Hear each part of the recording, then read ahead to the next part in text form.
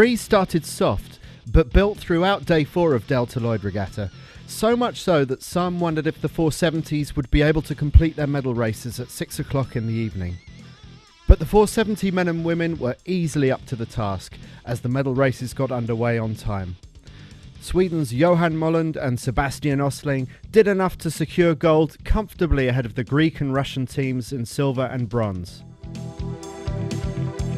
It was a much tighter battle between two British teams who went into the 470 women's final absolutely tied on points.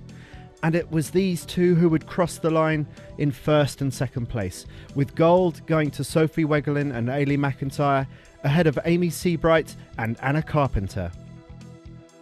There was plenty of action among the other fleets, whose racing concludes tomorrow.